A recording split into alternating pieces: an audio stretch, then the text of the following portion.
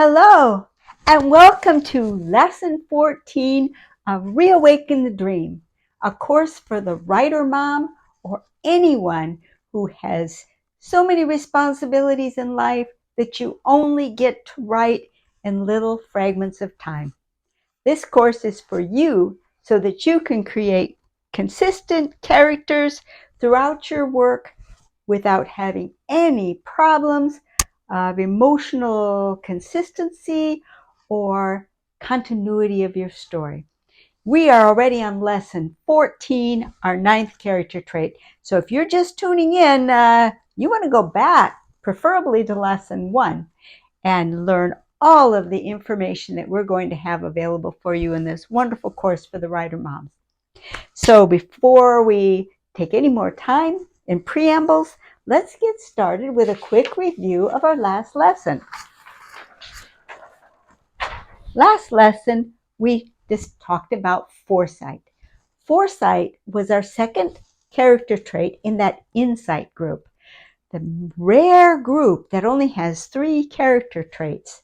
And the insight group has the interesting property of being the most cerebral of all of the groups. And when we saw foresight, the first thing we had to say was, well, wait a minute.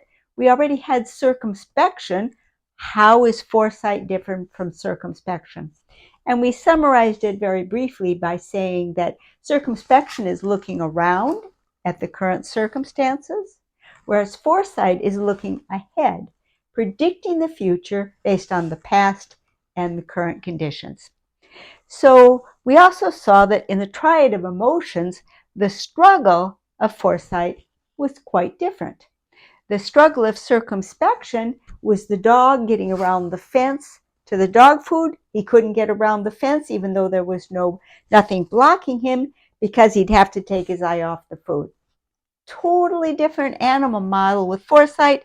There we saw the squirrel jumping from branch to branch on the tree, trying to get to the bird feeder. Well, you know how skilled they are at that. They are very good at finding a path to the bird feeder.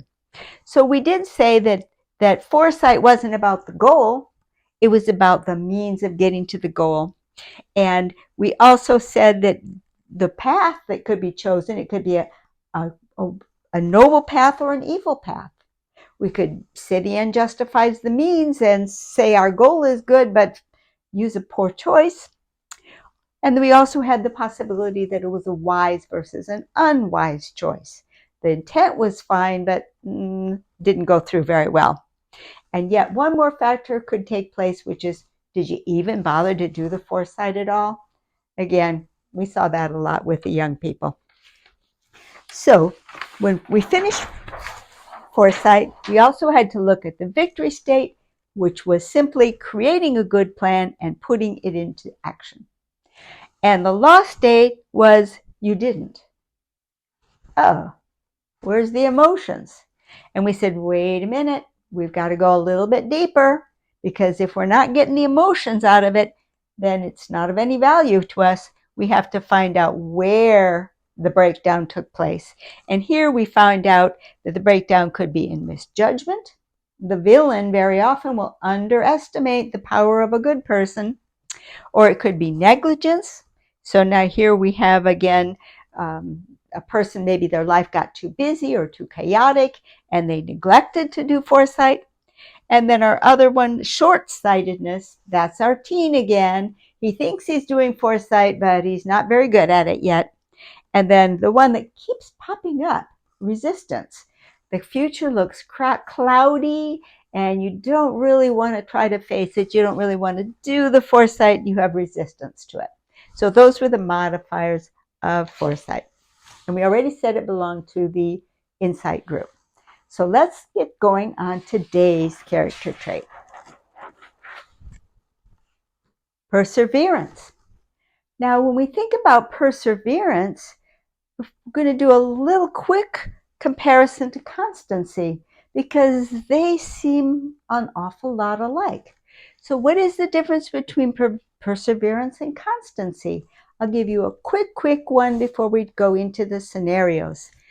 Constancy is the one that we had where You just had to fight through the sameness of a very distant goal. Our animal model in this case could be an animal crossing the endless dry plains, whereas perseverance is when you run into an obstacle, a challenge, and you have to get by it. So that's all I'm going to do for analysis, just to make clear that there's two different character traits. And then we'll, as always, we'll go into our scenarios. Katrina said yes, and his life looked like it was going to be fabulous before him. The night before had been incredible. He'd proposed at the restaurant, and she had said yes. And on the way back to the car, she said, "Oh, but you must ask my father for my hand in marriage." Well, he was so excited, he decided to call her father right then and there, both of them sitting in the car. He called him up and made an appointment. And now it was the morning, and he had to go meet the appointment. He was saying, "Oh, why did I agree to meet him at his office? Oh, it's going to feel so formal. Oh, no." When he got the car, got it showered, dressed, drove the car down there, parked it, he could barely make himself get out of the car. What if he said no? Perseverance. Max hated doing his taxes, and now he was down to his last week, and he decided he better sit down and do his taxes. So he sat down there and he started getting everything all lined up. And pretty soon he heard this little bing. He knew what that bing sound meant. It meant someone was logging on to his favorite multiplayer game. Ooh, I wonder who it was, he thought. Oh, I could go check, see who logged on. I've got a week till taxes are due. Perseverance. Elena was standing on the porch, waving goodbye to the last of her company. The party was over. The roast had been done to perfection. The Jell-O salad even slipped out of the mold. The conversation never lagged. It was such a wonderful evening. And now, as she came back in and stood in the kitchen, she looked at the mess ahead. All the pots and pans, everything. She was so glad she had a kitchen she could close off from her guests. But now she had to face the cleanup. Well, she got right down to it. She decided to deal with the messy, greasy, big stuff first, get that whole kitchen organized while she was thinking about the wonderful conversation and her friends. And when the counters were all clean, she headed to the dining room to start bringing in the dishes to wash the plates and the cups and the silverware. Perseverance. Greg had spent a small fortune on getting his company set up. He bought coaching, he took a course that was quite expensive, he hired someone to build his website. Everything was all lined up, except he couldn't get himself to make his origin story. Everybody had told him he has to have an origin story to just motivate the customers and tell them why of his new business. And he just couldn't get himself to knuckle down and do it. His coach was ready to drop him because he'd already changed his go live date for the second time. But as he sat there facing doing it, he just couldn't get a thing to come out of his keyboard. Perseverance.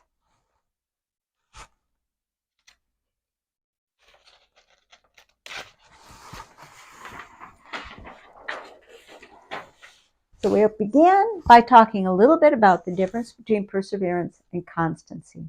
And we said that they have a completely different struggle. And in fact, the struggle is this is actually an antelope. And when he was crossing a big barren plain where he just had to go 1 foot after the other, he needed constancy. But now the antelope has come up to a river, and he's got to get across the scary river. So the animal now needs perseverance. So constancy was just about the sameness and the length of the struggle. Perseverance is about obstacles, about challenges, about dread. And it's not about, eek, I'm so scared. It's not about a life or death situation. That's yet another character trait that we'll get down the road. So now we have three. We've got the we've got the and we've got the eek. So it's not the endless, it's not the terrifying, it's the difficult, the obstacle challenge that is difficult to get over. And that's the struggle of perseverance.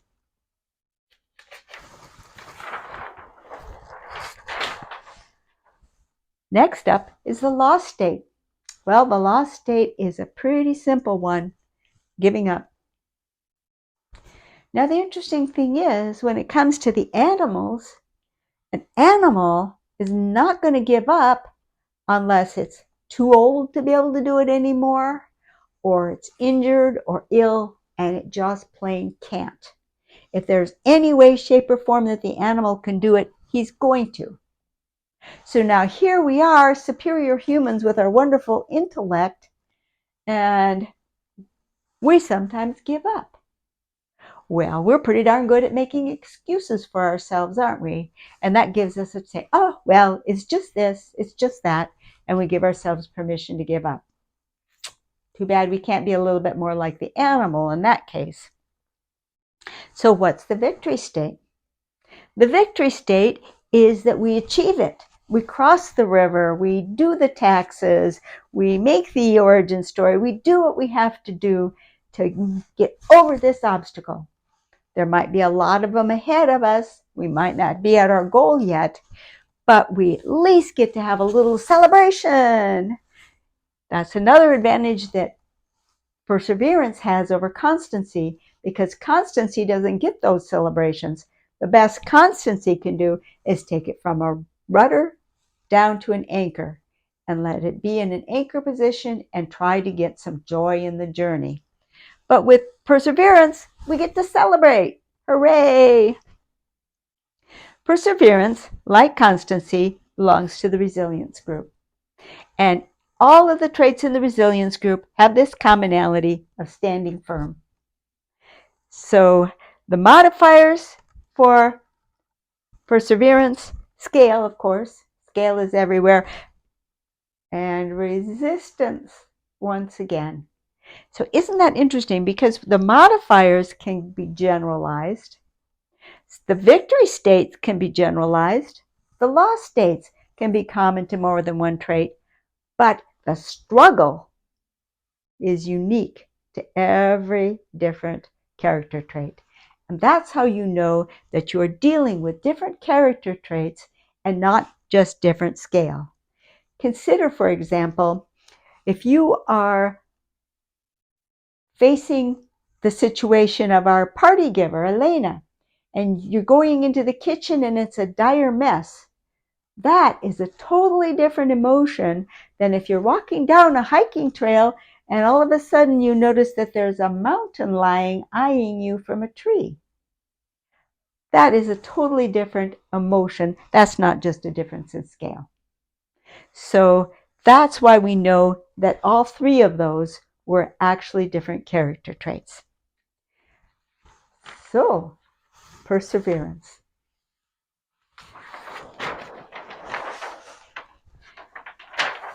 So now we get to continue the fun work that we are doing on making a character profile diagram into a character profile tool. And this is our first part on using the character profile tool. And this part is the arc of emotions. We've talked about the story arc, and we even left a place for it. 4350 would be for the story arc in general, ideas for story arc, 4350, and 4450 would be the story arc for our first project that we're working on. And what I want to talk about story arc in a very different way than the way it is traditionally taught. Traditionally taught, you're going to get plot points, and Victoria could tell you all about it, but I can't. That's not my area. I am interested in the arc of emotions because my claim is that the real arc of the story is the changes that your hero makes in their character profile diagram. You don't have to be able to read these. We'll blow it all up for you. But a story that is moving, why do they call it moving? It's moving because the character undergoes a transition in their character profile diagram. And that is the arc of emotions that is the real driver of the story. It's the driver of the merit of the story. And all the rest, the scenes, the costumes, the age of the characters, the historical setting, everything else merely supports and justifies the arc of emotions that is taking place. Now, here again, we have two different kinds of arcs of emotions. Remember with our characters, we said sometimes you're going to have a character and you're going to build the character up from the character profile diagram. You're going to start with your memory prompt list. You're going to decide what character traits you're going to give the character, and you're going to make little micro scenarios with as much emotion as you can put in them to say, how did these character traits get in their position? And then by installing those on the trait, we can get our emotions back up in the story. So we already saw this kind of character, but we saw another kind of character too, where we had to make use of our reference sheets, where we said the character is living in our head, but what is its character traits?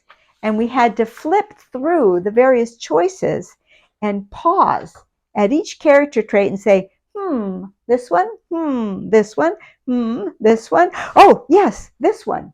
Yes, this one hits. And then we could build up the character profile diagram from a sort of a living, breathing character as much as a character in our brains can be living and breathing. The same can be true of the arc of emotions.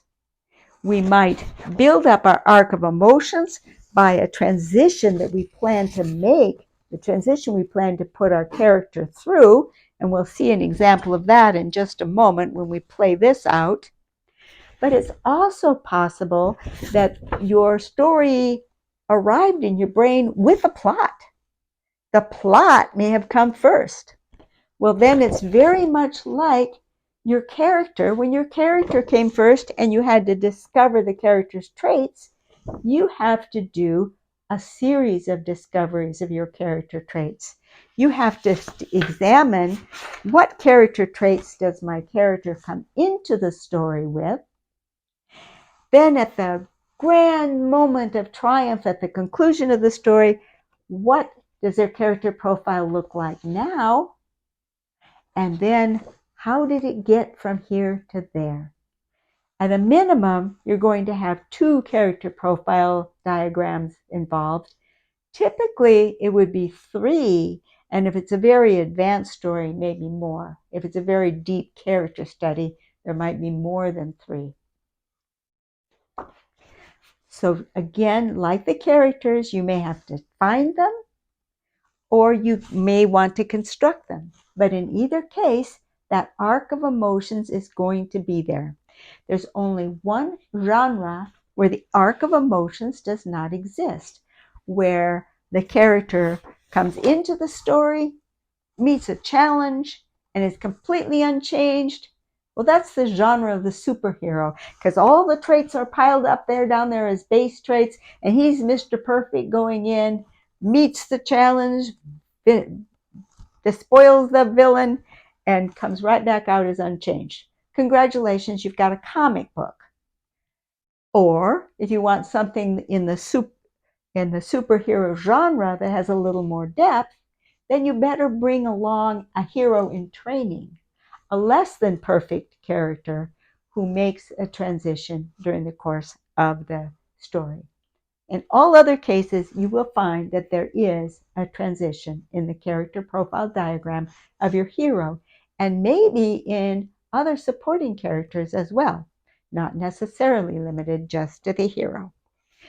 So, because the transitions are the same, whether the idea came first and the transition was discovered later, or whether the transition was planned first, which kind of makes your story you've got almost set yourself up with a formula for your story, and then you applied the transition. So we're going to take an example of the applied, where we start with the desired transition, we diagram it out, and then we motivate it with the story. And we're going to reach back to lesson 12 for this, because we had two very nice characters in hand for lesson 12. We had Nick. He was our affable guy. He had affability, loyalty, and responsibility all as base traits. And we went through how we installed those. We remembered his mother smiling at him for affability. And we saw his sister defending him at school against a bully for loyalty. And we saw his little brother knocked over his block tower and said he was so, so sorry. And that's responsibility as a base trait. But he had orderliness as a wing trait, and we know that because the point where our story started, he had forgotten to bring along the proper bus stop. And there he was looking out the bus window, hoping he'd pick the right stop. Well, we know he doesn't because he runs into Nick. And so now what we're going to do in our story with Nick is we're going to put him through a transformation in his character's profile diagram coming out of his encounter with Nick. And the story is a rather simplistic level. It would probably be suitable for a chapter book, maybe for middle school students. So let's see what a transition in a character profile diagram looks like. This is a transition, but it's a little bit small to read. So I'm going to turn the page and we'll use our favorite big diagram to watch this play out. So here we are. Here's Stuart. And we have responsibility and loyalty up there as pinnacle traits, and affability as a wing trait. And we didn't name anything else about him. But here we have the story coming in. He meets up with Nick. There's Nick. He's looking out the bus stop window, and he thinks he recognizes the right spot to get off, and he gets off the bus. And no sooner does he get off the bus, and the bus drives away when he realizes, oh no, I'm not at the right spot. I'm not at the right spot. And he's fumbling through his pockets and trying to figure out what he's going to do. And Stuart spots him. And Stuart, we know, has had, shall we say, a difficult upbringing. And he says, aha, this is my chance. He jumps on his bike, which he's got right there with him. He scoots up to Nick, grabs his backpack, and rides off fast as he can possibly pedal. Well, he goes a little too fast, and he doesn't look where he's going. And whoa, a car is coming, and he has to jerk his wheel around super fast, and it crashes into the curb. The bike goes down. Stuart goes down with it. The bike is the front wheel is crunched, and Stuart is bleeding. Well, Nick comes running up to him, and he helps him get up, and he helps him get his bike up, and he helps him get his bike back to his house. Well, then there's Nick, and he sees how crappy his family treats him. They just load on all the abuse. They don't know that he tried to steal Nick's backpack. They're just dumping on him for messing with his bicycle. No sympathy at all, despite the fact that he's bleeding. Well, luckily it's not a deep cut, and Stuart and Nick sit down and talk for a while. They go back out on outside, get away from that family, and they sit and talk. And Nick had never seen a family treat someone so badly, and he was so sympathetic to Stuart. And Stuart just had someone that he could finally unload everything that he was feeling. And Nick just listened to him and let him talk it all out. And through this experience, Nick's affability moves to a rudder trait because he's been treated with so much affability. And not only that, but loyalty slips down into a wing trait. Now days go by and Nick and Stuart become friends. They don't go to the same school, but Stuart, now that he's finally able to be affable, is able to make new friends at school. Friends who are nice, friends who treat him like a human being. And he's becoming more and more reinforced in these new character traits. And in fact, now affability has even shifted down to an anchor trait. And because these people, and Nick especially, has kept up contact with Nick and his new friends, and he's feeling a loyalty to them. He's capable of a loyalty now. So that comes down to a rudder. And because he certainly wouldn't want to harm his new friends, responsibility is even starting to wink in there. Little glimmers of responsibility are starting to show up, as is typical of things in a wing position. Not reliable, but sometimes it glimmers in. So now we have the whole thing set up. Now we reach the big dramatic moment of the story. We need to give Stuart a challenge. We've got to put him to the test. A test where he must make a decision, a rudder decision of loyalty. Is he going to remain loyal in the face of this very difficult situation or not? Our readers are going to hope he's going to remain loyal, and we might even let a little flicker of responsibility come in to help throw the balance over. So, I ask you, what challenge are you going to give Stuart?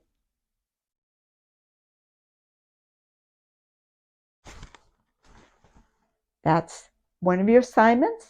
It's not even officially a homework assignment, it's a thought assignment. I want you to think about it. But what I really want you to know and see is, you see how that story arc took place and how just knowing that that transformation was what you wanted, that sparks ideas very, very quickly. I bet you won't have any trouble coming up with a challenge that puts Stuart to a test of his newfound loyalty, possibly with a little assist from responsibility. That is going to be left up to you. So that's it for our work this week. And next week, we will add another one of our rapidly growing empathy group. The next trait will come out of that group. And we'll have the next part of putting our character profile tool to use in writing our stories. So thank you very much, and I'll see you in the next lesson. Bye-bye.